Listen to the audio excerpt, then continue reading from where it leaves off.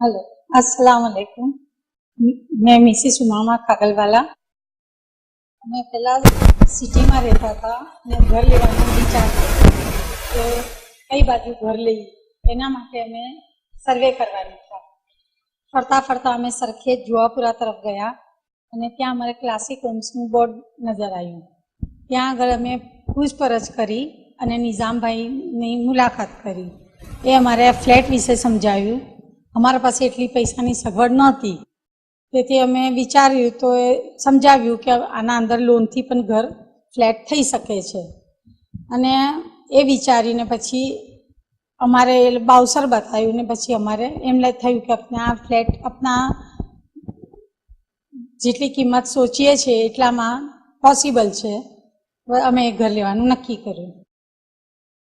અહીંયા આગળ ફ્લેટના અંદર અમારે નિઝામભાઈ, નીલમબેન અને બરકતભાઈ ત્રણને તરફથી સારો સહકાર મળ્યો, પણ અમારે કરી આપવું અને અમારે એ પછી અમારો લોન અમારો પોઝેશન મળ્યા પછી અહીંયા આવ્યા અને રહીએ છીએ તો એ પછી બી અમારે થોડું એમ લાગ્યું કે બીજા બધા ફ્લેટ્સ કરતાં અમારે આ ફ્લેટમાં સારું લાગ્યું।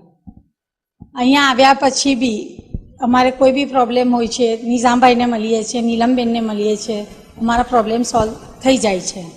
આમ તો કોઈ પ્રોબ્લેમ નથી, પણ અમારે એવું લાગે છે કે એ લોકો અમને હેલ્પ કરવા તૈયાર રહે છે। બીજું એ છે કે આ અત્યારે ભાગદોડની જિંદગીમાં આપણે કંઈ જઈ આવી શકતા નથી, તો અહીંયા જોગિંગ પાર્ક છે તો અમે એના માટે ચાલવા જઈ શકીએ છીએ। અહીંયા આગળ ગાર્ડન છે, બચ્ચાઓ માટે નીચે બધું બનાવેલું છે તો બચ્ચાઓ એમાં થોડો ટાઈમ સ્પેન્ડ કરી શકે છે। બચ્ચાઓને બી આજકાલ ટાઈમ મળતો નથી, તો થોડી વાર બી એ લોકો ગાર્ડનમાં જાય તો ફ્રેશ થઈ જાય છે। અહીંયા બરકતભાઈના જે ફ્લેટમાં અમે આવ્યા તો ખુદાનો શુકર છે કે અમારે બી બરકત થઈ છે અને અમારી લાઈફ સુકૂનથી છે। જે બહારની સિટીની લાઈફમાં જે ભાગદોડ છે એના કરતાં એકદમ પીસફુલ લાઈફ છે।